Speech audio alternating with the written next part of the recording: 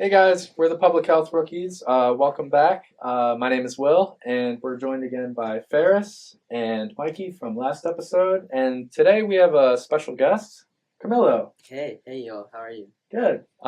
So could you tell us a little bit about yourself, a little background for the viewers? Yeah, sure. My name is Camilo. I am from Colombia in South America, and I am a PhD student in neuroscience. Yeah, Awesome.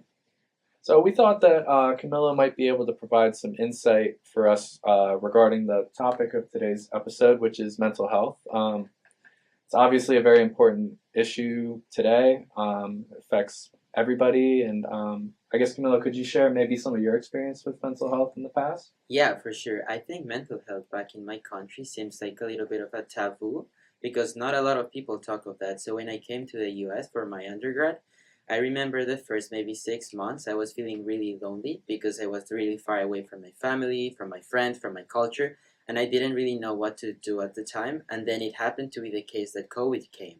So it happened that I was really far away from my country, like in a double sense, because I didn't go back home for like 3 years. And from there on, I had to start developing some like strategies for myself to take care of how I felt, the way I thought. So to me, like mental health, it's really important because I was in a really direct way impacted by like the situations in the world. So I think it's a very important topic, not only for me but for everyone as well, to know how to take care of themselves, what is mental health, and all of that. So yeah. I find that really fascinating, Camilo. I think for a lot of us, the COVID-19 pandemic kind of, in a way, felt like isolation. And it felt like, in a way, it felt like a bleak moment where it's just like life is gray and it just like time like slows down. But I think it's important, like for all of you viewers out there, to just realize how important mental health is and how we could like better fight against it. Because in a way, mental health is like something that's just trying to keep pushing us down, and then we as ourselves and as a community, we need to like work to push back against it. I, like my experience of mental health, I have a lot of friends. My undergrad school is known more as a depressed school by the greater community, since they call it Cornell University, and but honestly, maybe, but it's also like very similar to the average. So I think there's debates about that. However, I think I have a lot of friends, not just in Cornell, but also like growing up, where people have their own conditions of depression. I had one of my close friends in middle high school had chronic depression, and he had to like take medications and had a very difficult family growing up. So there's a lot of things that would affect your mental health, and a lot of my friends in school, they took mental health leaves. The environment caused seasonal depression because it's constantly cloudy for a lot of the time, and with the isolation, it doesn't help. And I think that we should think about what is going on with our own lives and what is going on with the other people around us, and just work together to essentially, have a better environment. Because if everyone's happy, you're more likely to be happy too. Absolutely. Yeah. Yeah, so I think our main goal in this episode was we wanted to sort of provide some background and some insight to not only reduce the stigma surrounding it, but maybe give you some insight into if you know somebody who's going through something related to mental health, how you can help them. You can have a better understanding of how that might have come about, and then maybe you can help them to seek resources that might help them ultimately. So we thought first we'd start with like a generic background of what is mental health. So the CDC defines mental health as including all of our emotional, psychological, and social well-being. It affects how we think, how we feel, and how we act. And it also determines how we handle stress, how we relate to others, and make healthy choices. So we can really see that this definition of mental health plays a significant role across pretty much all aspects of our life, ranging from childhood and adolescence all the way through adulthood. And I think it's important when we're discussing mental health as to how it relates to our overall health and even how it relates to physical health. We often hear in passing conversations like the mind-body connection, and how sometimes people, when we say that term, it seems like they're separate. That mind and body are separate entities, but in fact, they're very interconnected. Your mental state, your mental health really contribute to your physical health and your physical state. Having a research has suggested that having a positive mindset and a psychosocial well-being can really help. It's basically protective against, say, cardiovascular risk factors like stroke, heart attacks, and other chronic diseases. And on that same note, having a poor mental health, it increases your risk of like sleep disorders, like maybe destructive habits such as like smoking, or having even like lower access to healthcare. Yeah, and I think it's impressive sometimes to think that we see, or I used to think that mental health is something like foreign to me, that not many people have it, but it's actually very common.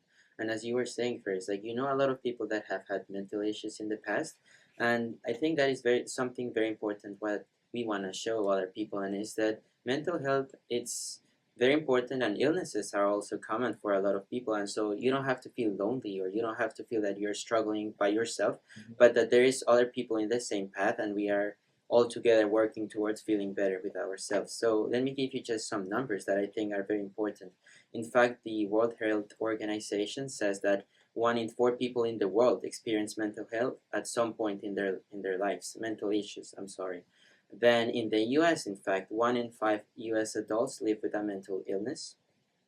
And it's also important to note that not only adults suffer from mental illness, but also teenagers or young adults from the ages between 13 and 18. 1 in 5 of them, it's actually currently suffering from some type of mental illness.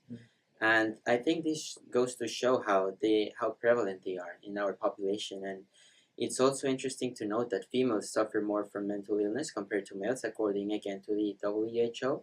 In fact, 27.2% of females suffer from mental illnesses compared to males, which is an 18.1%. Yeah, I think that goes back to what you were saying earlier, that it's really easy because mental illness can stem from that loneliness. It's really easy to like think I'm the only one who's going through this. Nobody else will understand. And then when you read those numbers and you see, wow, this is a lot more common than I could have expected or I realized. I don't know. I feel like it gives you a little bit of hope that obviously some people, a lot of people are learning to cope with it, to get better, and finding support systems that work for them. I think by seeing those stats, people are more likely to say, like, hey, I'm not alone. Yeah. And I feel like a lot of, especially school research, they say, hey, you're not alone in going through these sorts of issues. And I think by reading these statistics, it makes people realize that, hey, you can get help and get the help you need to get better. I think it's kind of going back to like the connection of like mental health and physical health.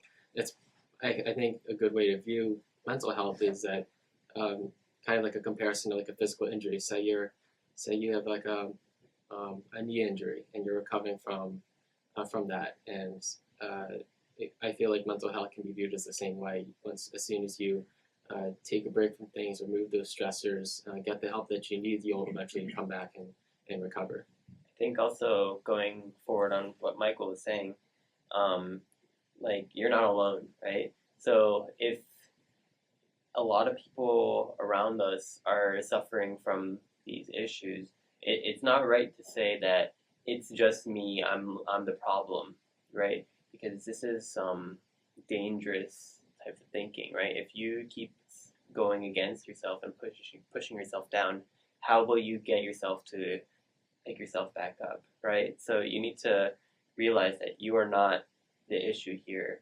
There's a lot of things that are trying to bring you and harm your mental well-being, but you have to just accept some of these things and just work on what you can do to get better. And I think part of understanding how to get better is also having more of an idea of the origins of mental illness, what causes mental illness. And I think this is a really important point to say that there's not a single cause for mental illness. There's not one same way that every single person gets it, and it's really unique to each individual. So instead, there's a number of factors that can contribute to risk of mental illness. I wanted to talk about adverse child experiences as a big factor. That was something that we talked a lot about in our program. So an adverse childhood experience can include like trauma or history of abuse. They're common.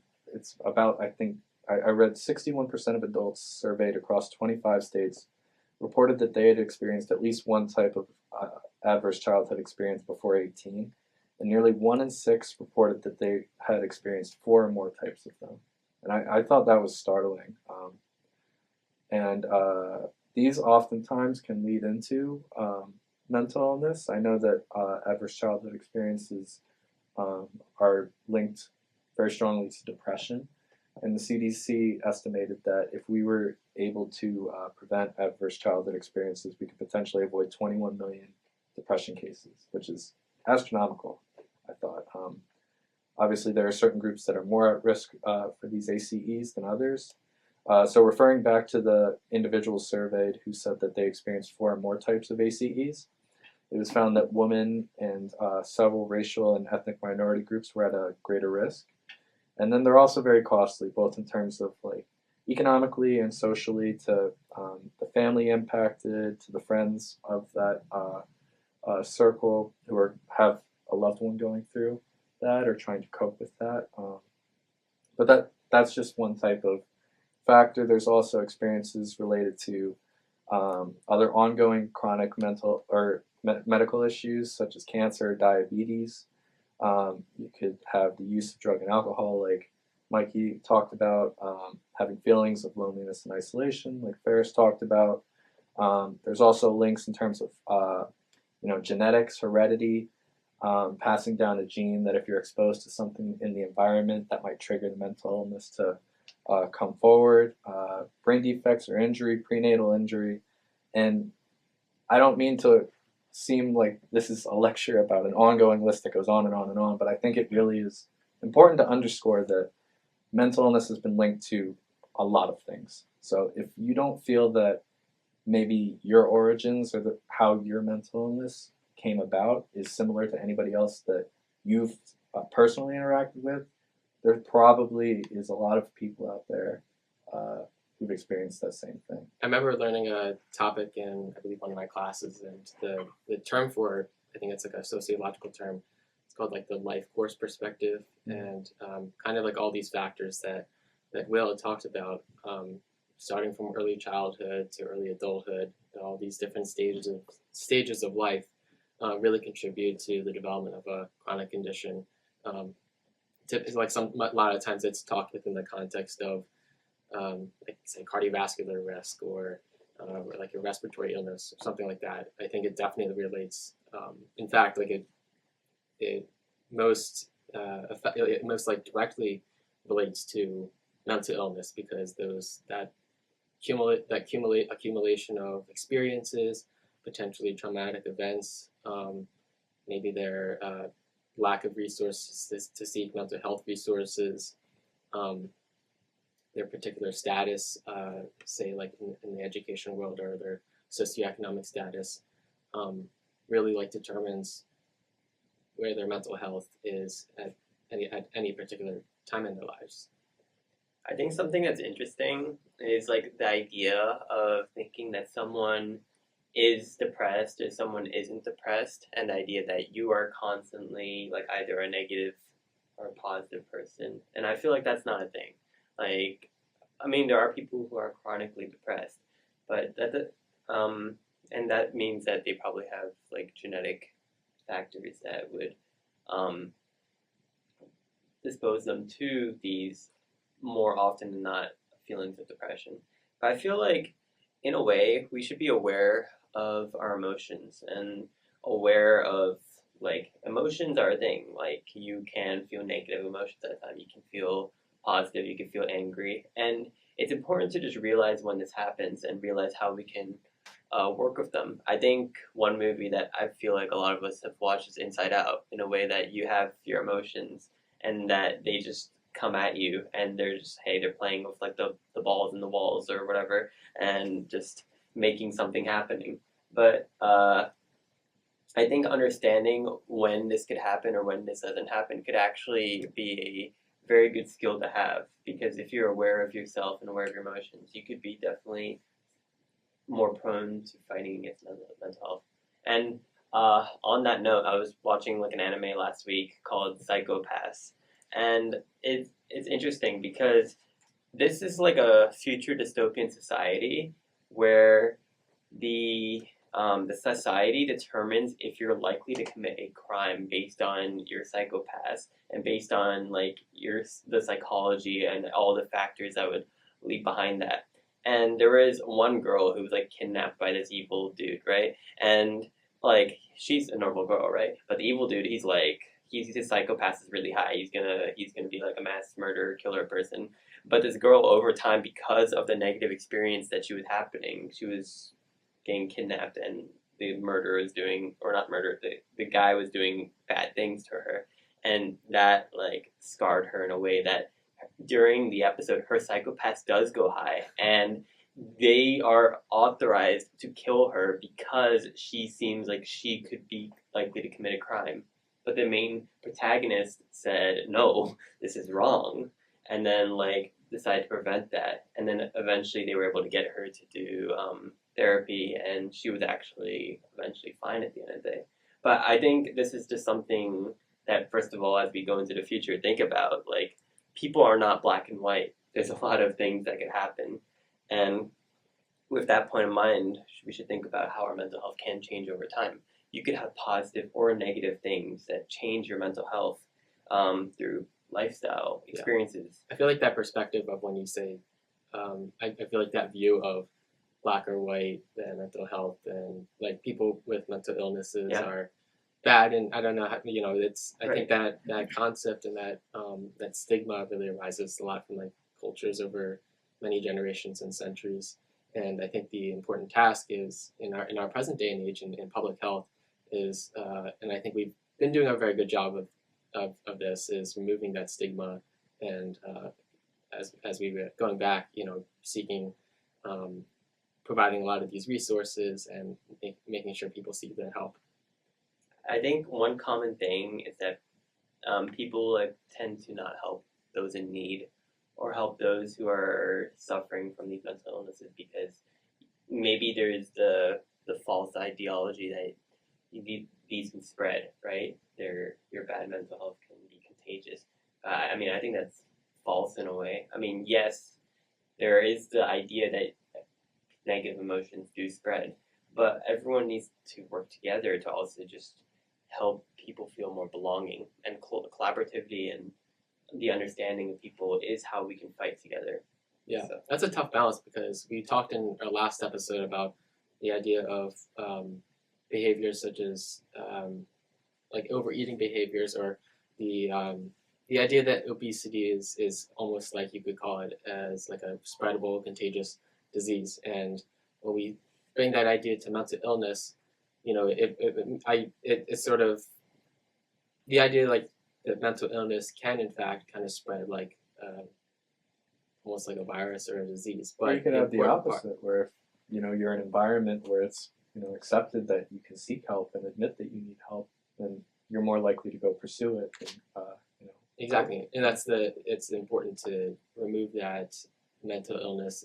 That's the importance of making sure that we remove that stigma, because if that stigma is there, then the mental illness may perpetuate itself among people in a community. I know, Camilo, you mentioned that coming from Colombia was kind of a culture shock in terms of like the stigma and more acceptance are surrounding mental health. Could you talk a little bit about that and how that was for you? Yeah, for sure. I think that's also important, in as much as I think the way our cultures raise us up really defines how we think in life. It's also part of the language that we use.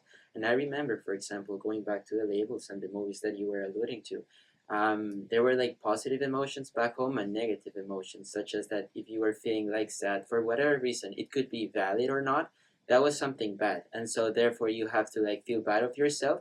And then I think the process begins that way, and then you start ruminating like, oh, I am a bad person because I feel bad. And then that makes you feel worse. So it's kind of, a loophole where you're going through it, and at the end there seems to be no solution, especially because maybe again, the culture seems not to accept that we can have mental illnesses. Like, yeah, physical illnesses are normal, but for some reason in the brain of a lot of people, those are not really true illnesses, mental health issues. And I think it's interesting because also in the medical specialties, it seems to be the case that they are separate entities. Like, for example, you have psychiatrists that are only targeting like mental illnesses, and you have neurologists, which are basically focusing on like brain disorders in more an anatomical way, in terms of maybe you have a tumor or you have a concussion. So I think it's also part really deep in our culture of how we think that mental illness and health, like in your body physically, it's different. And I think that it's also not helping us, keep progressing in how we can better help people that are suffering from mental illnesses. As you were saying, the body and the brain are really just one entity. So yeah. I really like that point of understanding and observing that existing institutions and societal structures, such as in the hospital, having, as you said, with psychiatry and like say neurology being very separate specialties, it kind of perpetuates that notion that there are different types of health, and sure, of course, they have their own separate, it's their separate way of addressing those problems, but it's kind of interesting to have that perspective that's basically the reason why maybe people have these particular notions about mental health. In some ways, that might still be rooted in the idea that it's easier to validate things that we can physically see. Like, you're talking about having a broken leg or injuring your leg. You can see that. You can say there's something wrong with that. Mental illness you can't see, but not every time, So. Also, I think something going off of the idea that you were saying about if you feel bad, you are a bad person or something. But obviously that's not true. And I think a lot of movies and things I watch, I mean, I'm a big nerd, they have like the idea of being a villain, right? But I think being a villain, they usually have something behind that, right? They usually have a reason or a backstory or some mode of desperation that's like causing them to feel a certain way that caused them to do bad things. So in a way, no one really is a villain. Like, you're not a bad person. If you're suffering from a mental health illness, you're not a bad person. You're just having a rough spot. So I think definitely working against these things and working for yourself is something that you should be doing. I think it's funny, as I watch more TV shows, not in a particularly directly related to mental health illness, but on that note of whether something's good or bad, like watching like Breaking Bad, or like my two favorite TV shows are, say, Breaking Bad, and I love one's Ozark. But basically, the basic premise is that it's these drug cartels, or people were kind of people were like the protagonists are essentially working for these drug cartels. Protagonist is the traditional bad guy. Yeah.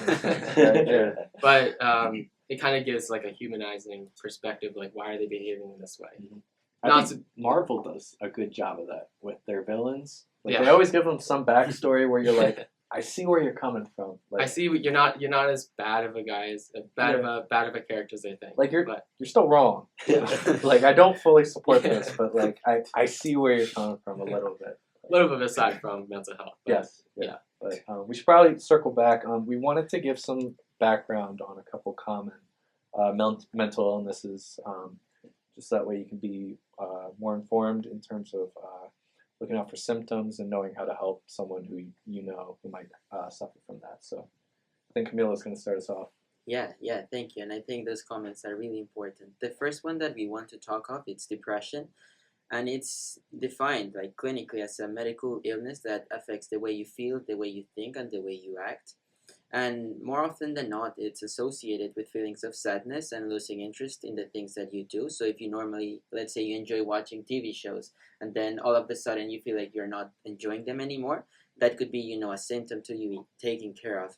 And there's also other symptoms that you have to, be particularly looking for. For example, losing appetite for the things that you enjoy, like eating, or also losing weight or gaining too much weight because you are excessively eating as a way to like cope with those symptoms that you have, and also losing the interest in the things that you enjoy.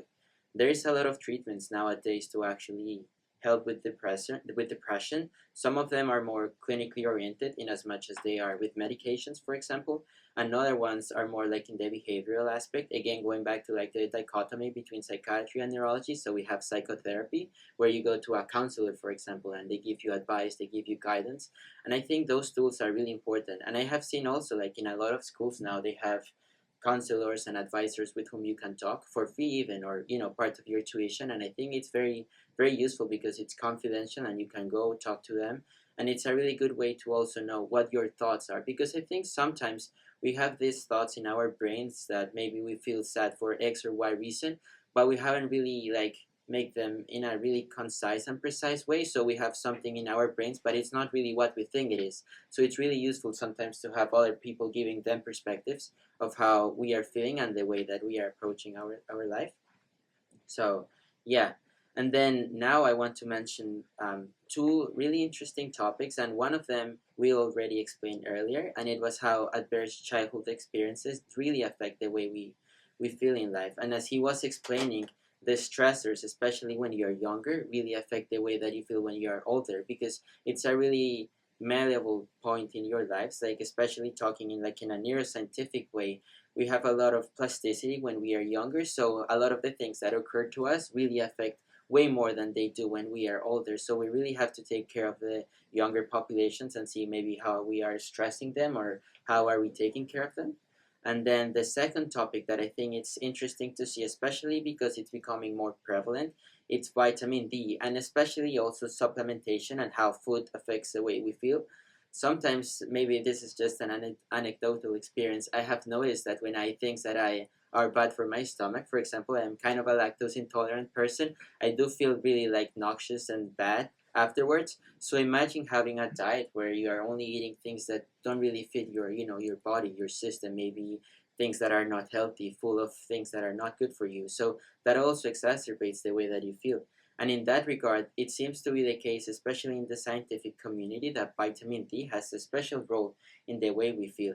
And it's very interesting because some of the brain regions that are highly preferentially targeting vitamin D. So vitamin D can go to those brain regions and really affect the way we feel. And I'm just going to mention them, not to give a lecture again, but just to point out how important it is to know that our brain and our mental health are related. So the prefrontal cortex, the hippocampus, the cingulate cortex, and other regions are really important in the way that we um, metabolize vitamin D in the brain. And so it's really important to know that the way we get our vitamin D in our system really affects the way that we feel.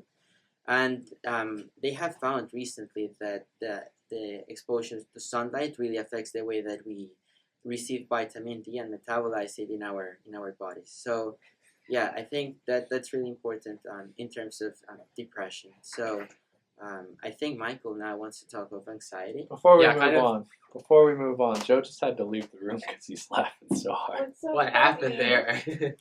Yeah, I was getting really Joe, what's distracted. going on with you? I think Joe's Joe's doing a research paper on this exact thing. I think so. Is that why you're laughing? Or are you laughing because Camilo's doing such a great job? I think he's doing Silence. such a great job.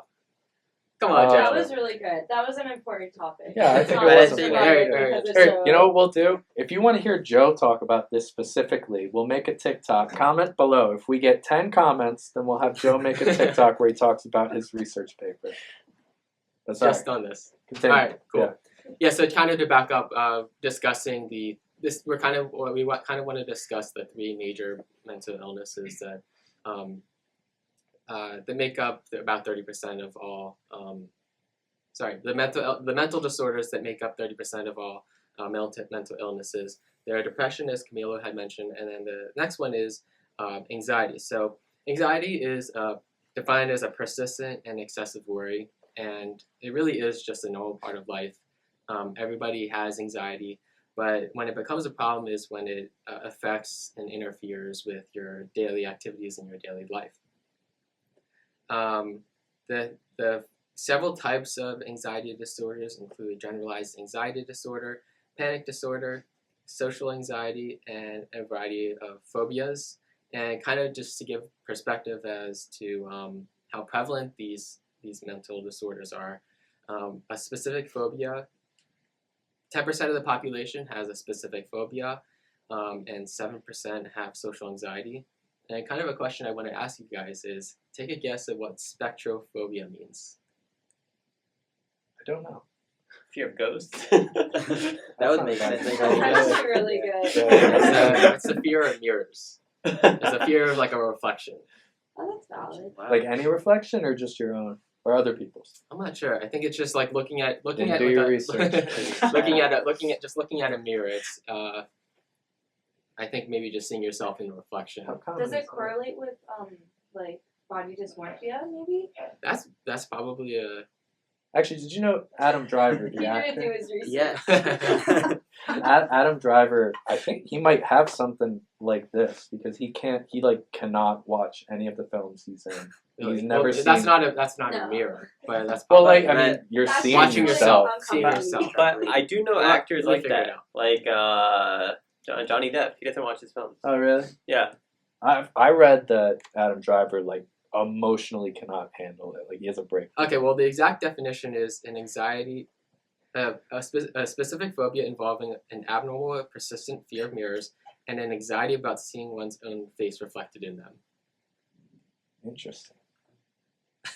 I'm seeing a picture. I'm seeing a picture of a video. You sure it's not a ghost? I'm seeing a picture of like a video that I saw when I was like 10 years old. It's like, if you want to see it right now. Basically, it's like I'm not sure if any of you have seen it, but there's like a girl. I'll edit it up here. Yeah, there's like a girl, and then when she looks in the mirror, then the like reflection Do you have a changes. fear that there's Yeah, it's someone like in a horror in the movie. mirror? It's like I don't know. Mikey loves horror movies a lot. This guy doesn't. He We- hates horror. I he really hates don't horror like We movies. took Will to the Evil Dead Rising movie. He was not. He hated it so much. He was not having a good I time. don't like horror movies. Oh man. But continuing on, relating to anxiety as a mental disorder and how it relates to public health, it's mediated by the feeling and emotion of anxiety is mediated by high cortisol levels in the body. In individuals with high cortisol, with high anxiety, is associated with coronary heart disease, congestive heart failure, stroke, and lower life expectancy. Cool. And then I think the next thing we're going to talk about is PTSD. So PTSD is another thing that we were kind of talking about earlier with Will about ACEs, where you have the adverse adverse childhood experiences. Yeah. So PTSD, it's not exactly just like an adverse childhood experience. You could experience PTSD at basically any time of your life. And essentially 6 out of 100 people experience PTSD at some point in their lives.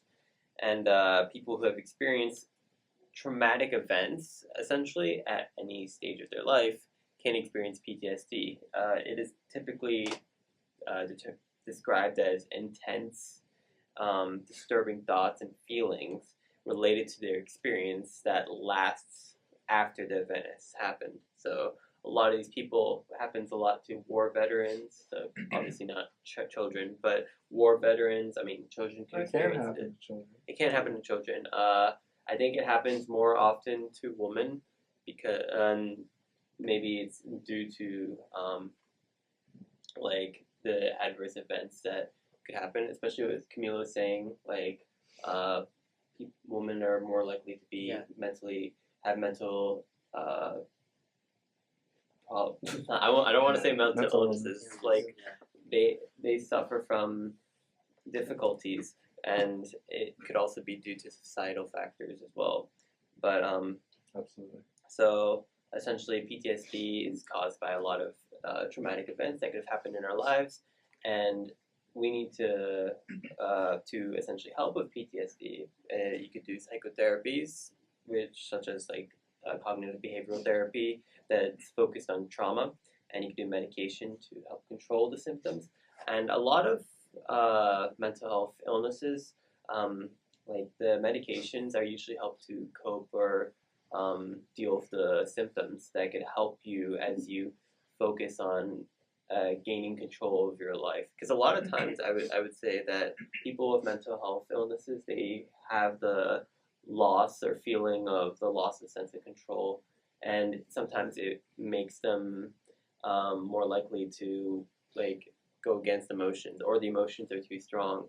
So in a sense, you have to think, how can you gain back your sense of purpose, control, or the ability to just move on. And then also, I'm going to talk about stress. So essentially, stress is basically, it could be acute, chronic, or traumatic. You could have stress that is characterized by immediate danger. So if you guys have heard of fight or flight, that's like the idea of stress. It doesn't even have to be a mental health illness. It could be literally, me and Camilo were duking it out, right? I throw a punch, right? And Camilo is now in fight or flight mode, right? So essentially, he is stressed because of the harm I have put on the traumatic problems I've put on Camilo. So essentially, there's these sort of things. You could also be stressed due persistent methods. Could be from anxiety, frustration. I mean, there's a lot of things that stress us out. I mean, I'm stressed by schoolwork. I could be stressed by a bunch of projects I'm working on, and a lot of unpleasant situations, chronic illness. These can happen. But stress isn't exactly what we think it is. Stress can be good or bad. You can have positive stress or negative stress. Let's say you have let's say your entire all your friends decide to surprise you for your birthday party. Sorry, I just used some gamer terminology, but essentially, I once saw a video of this cop. He got surprised for his birthday, and he was like in the middle of pulling out a gun. But like that's like, but I mean, obviously he didn't do it, but it was a bit of a stressful situation. But he Oh, okay, I wouldn't call it positive. I wouldn't call it positive stress, but it turned into positive stress, because stress, I feel like, can change, right? Because now you're feeling very happy, you're feeling elated, right? Yeah. So I think a more direct example would be like, say you have a homework assignment due tomorrow. I don't know if that's positive, dude. Well, like, it's a positive in that the stress compels you to do the assignment and get it done by tomorrow. Without having that stress, you would just not turn in the assignment. I would say better positive stresses is like sports. Usually you would be like actively competing, but it's fun, right? When you're doing fun things that are actively like challenging you, I think that helps you to improve. And it's a bit of an aside of mental health illnesses, but we will be stressed a lot in our lives, positively and negatively. Yeah. So I think the negative stress is just taking that a step further and making it a persistent worry, a persistent anxiety, and that causes you to actually underperform. And you know, So it's finding that correct balance between like you don't want your you want more positive, you want more stress, you want enough stress to compel you to get whatever tasks or whatever goals you need to accomplish, but not enough to make you spiral out and worry too excessively. yeah, no, and I think that's very cool because I was just gonna point out. I remember reading once that the difference between anxiety and excitement doesn't seem really much at the like physiological level. Like if you imagine, for example, being anxious for maybe giving a presentation with your classmates and compare it to like being excited for going for like a soccer game. In my case, like the feelings that you have, for example, like I don't know, like butterflies in your stomach or that you feel really rushed.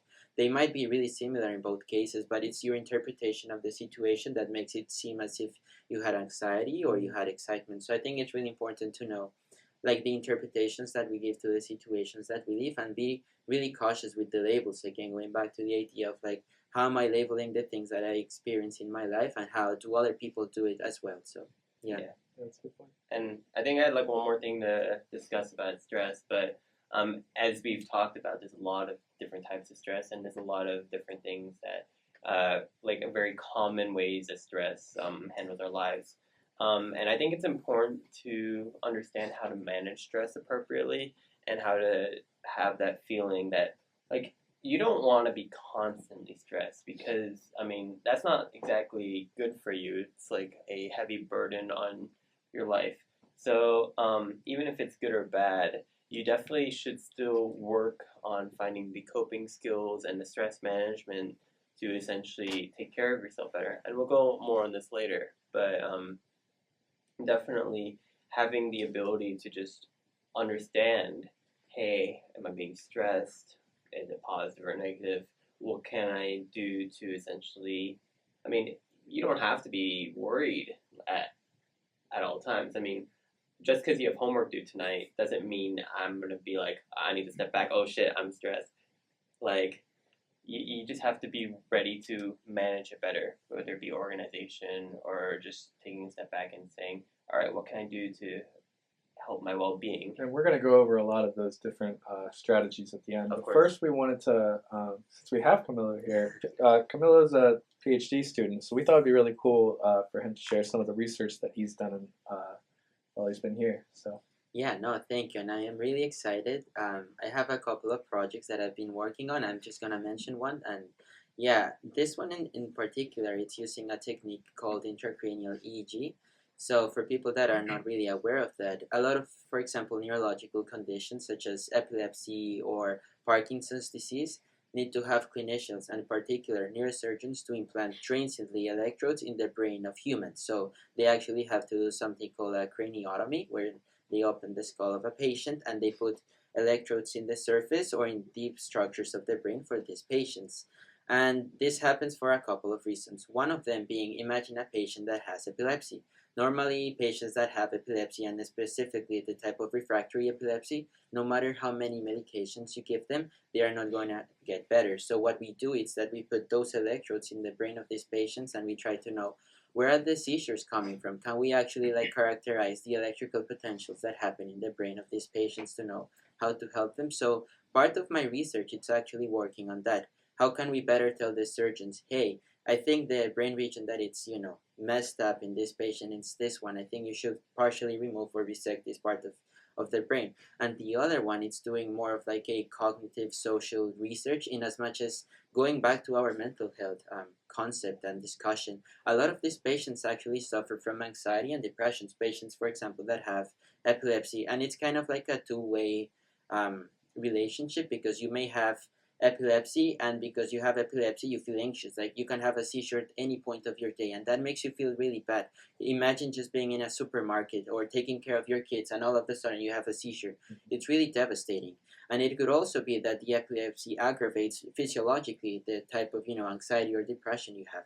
So one of our studies, it's actually looking at how can we help these patients to deal with their anxiety or depression. So what we do is we target that really specific part of their brain, the basolateral nucleus of the amygdala, where we have a contact in an electrode, and we try to stimulate electrically that brain region in a really non-invasive, no, but really mild way. The patients are not, suffering, or they are not feeling any type of harm. And why we do that? It's basically to know whether we can influence the way that they are feeling in response to different type of stimuli. So what we do is we show these patients different types of images. For example, their house, their family, an ice cream. And of course, we have emotional responses to everything that we see, like this microphone, this mug, seeing you all here. We are always having some type of emotional responses. So what we do is that we present these patients with this stimuli, and then we try to see that if, with the stimulation that we apply, can we actually modulate the way they feel after looking at that stimuli?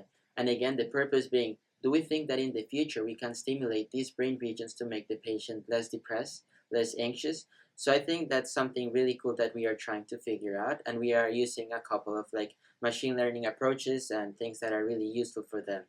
That's And awesome. yeah, Yeah. Really cool. Yeah. Yeah. That's all I Yeah. wanted to say. That's really cool. Yeah. Thank you. This is really cool, honestly. So do you think that this would have short-term or long-term effects? So I mean, obviously they're not walking around with electrodes on their head. So would you stimulate it for weekly or? Yeah, how long would these deep brain stimulations? How long would they? That's a fascinating question, because that's also ongoing right now. Because this is only, I suppose, the most invasive type of stimulation that you can have, intracranial EEG, which only happens for roughly 1 week in the clinic, because again, the patient goes, because they need to have a surgery. So they stay in the clinic for roughly a week. So we figure out what's going on, and then they go out. So what a lot of people are doing in the present, it's using non-invasive types of stimulation to keep the current ongoing in those brain regions. But we also think that the stimulation that you apply in those brain regions may be effective in the long run. It needs to be proved, of course, but yeah, that's a great question. And some of those other techniques to actually stimulate brains in non-invasive ways are denominated, for example, as TDCS, DICS, and there is many others. And on that note too, there is also something that people that have Parkinson's use very often, and that's DBS, deep brain stimulation. So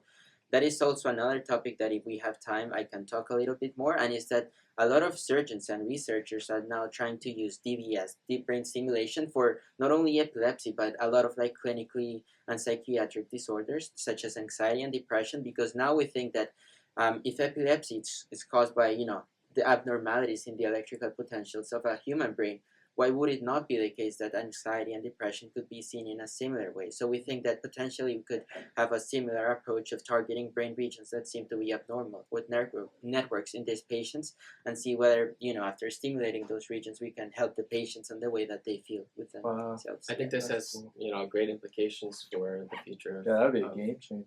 For I mean, if people are treatment resistant to, or either like counseling treatment or pharmacological treatment to, if they're resistant to those avenues of therapy, then having this option of brain stimulation is definitely a good option if they don't respond to anything else.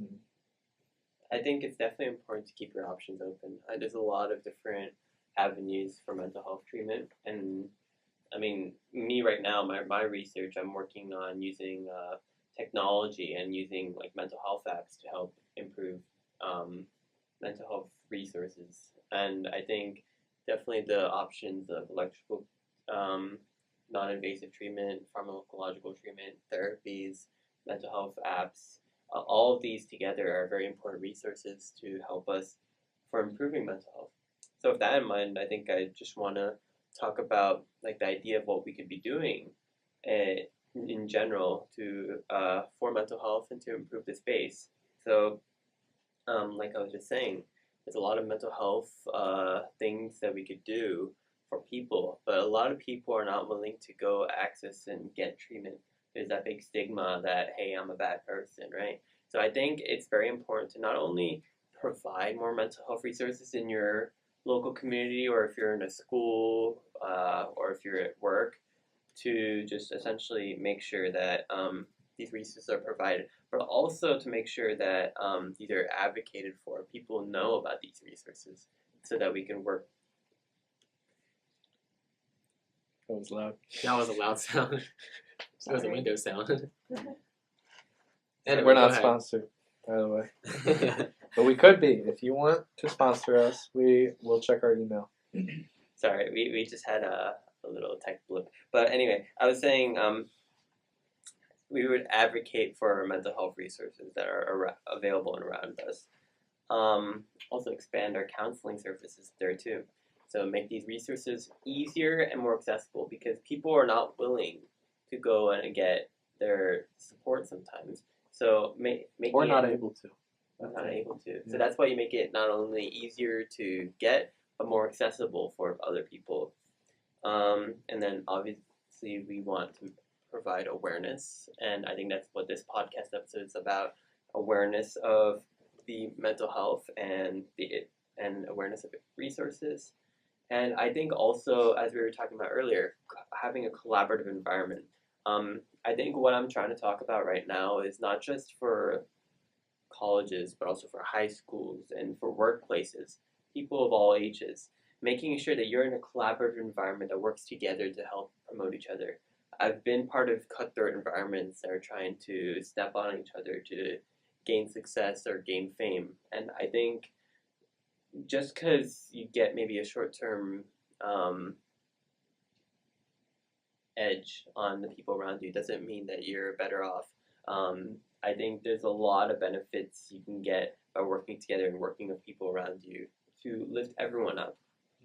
And then if you're in a also making sure that your staff, your teachers are well educated about mental health and how to make inclusive communities and connecting students together, having peer connection programs. I mean, some schools or some colleges, maybe their students feel very isolated, and it's very difficult to have support in such an environment. And then finally, if we think about in the employee environment, employee assistance programs is also useful. And then in your employer programs, you can also have healthcare coverage. So maybe including mental health coverage in these programs as well. And then overall company communication to reduce stigma, to increase awareness of the resources available, and to have open communication with people around you in the company. And I think that's definitely gotten, like, in the larger scale with the stigma around mental health getting better. I think that some of that is starting to catch up in terms of like all the things that you were listing. But I think it really is important, though. Maybe you're in an environment where you're at school, or you're at a school or a company where they don't have that. Or even if you're just at home and struggling with mental illness, it's really important that you know how to take care of yourself. So we wanted to go through a couple ways that you could potentially practice this self-care in terms of helping you to think clearly, calm down, react accordingly to stressful situations. So practicing self-care, there's a bunch of different ways that you can do it. There's no one right way. You could have, a balanced meal. You could go exercise. You could make sure you get adequate sleep. You can connect with people in your social circle, with your family, your loved ones. You take breaks from doing stressful work to do some of your favorite activities, or anything that involves unwinding. Big one, avoiding too much exposure to the news or social media. I know that for me, that can be a big one. That can really be overwhelming with some of the stuff you read out there. And then most importantly, if you need help, seek it. Don't feel ashamed. Don't feel like you're the only one who is going through something like this. There's nothing to be ashamed of. If you need help, there is help available to you. You could go potentially talk to a doctor or a counselor. You could seek some sort of health professional. There's the suicide prevention hotline where all you have to do is dial 988, or you could dial the Substance Abuse and Mental Health Services Administration hotline, which is 1-800-662-HELP, or you could contact your local mental health services on your campus or in your area. And we're going to link these resources and many more below in the description of this video if you're interested in that. And yeah, we hope that at least somebody can find something beneficial from those strategies to maybe potentially improve self-care. So I thought maybe to wrap it up, we could go around and share what we do to practice self-care. Mike, maybe you want to start us off? Yeah, sure. My ways of self-care, I like to exercise, I like to go for a little run outside. I also like to eat something sweet. Something that's been really helpful for me this past year has been going to my school's cafeteria and eating a couple, maybe more than one chocolate cookie. That's been really helpful for me. They're very good. They're super good. Probably the best I've ever had. Yeah. Wow, you're really hyping them. I have never gone, so Oh, I dude, really you know need to what they go. do? You know what they do? They keep them all like laid out, and they have a heat lamp. Like They're so Oh, warm. no So way. every time So you it's eat it, melty. it's Yeah, super warm. it's real good. Oh, And the wow. cookie itself is really good. Yeah. I'm pretty hungry. Yeah, Okay. very much recommend. Yeah, because I'm also like a sweet tooth, so I guess you took mine. I guess I also enjoy watching football, which for me it's soccer, like I guess in the US, but I really enjoy football. So for example, now there's the Champions League, like the most important like sports tournament ever, and it's happening right now. So I know when I go back home, I'll just watch soccer, and I also enjoy playing it. So that's something I do for myself. Me personally, I try to diversify, but one thing I really enjoy is listening to music and just like hyping myself up or swinging some swords in my room. I think also I just like I like watching anime or TV shows or movies. That's very helpful for me. For me, it can depend. Sometimes I like going on drives. blasting music and just Nice. belting out Nice. some songs. Sometimes I He like loves to go to rap the gym. music. Well, it's got a good playlist. He Yeah, I doesn't. do. I always get the off. But sometimes I go to the gym. Sometimes I'll throw on a movie, like a comfort movie. Go to somewhere I like to eat, like Chick-fil-A or Chipotle or something Moe's. like that. I do love Moe's Moe's. too. But yeah, it's obviously all of ours are different and specific to us. So there's some experimentation involved in trying to find what works best for you. But once you find something that works for you, lean on it. And at the same time, even if you find a form of self-care that works for you, if you feel that it's not helping you, again, seek help. Don't hesitate. There are people who care about you and are more than willing to help you in whatever way that they can. And find a support network. Friends are helpful too. Absolutely. We're all friends here. Well, thank you, Camilo, for joining us for this episode. I thought your insights were awesome. Thank you for having me. Yeah. That about wraps it up for this episode. This episode was historic in terms of Mikey's phone did not go off Yes. a single time. Hey, I turned it off. I took my watch off. I changed my I settings. got rid of it. Yeah. He's got it down. I'm now. so proud of myself. It didn't go Good off. job. Good job. Yeah, so we're going to be signing off. What's our next episode? Cardiovascular. Cardiovascular health. So stay tuned for that and Catch us find next out time. how to take care of your health, our heart. Your heart and your health. Yes. Stay tuned. See Awesome. you guys. All right. Thank you, guys. Bye.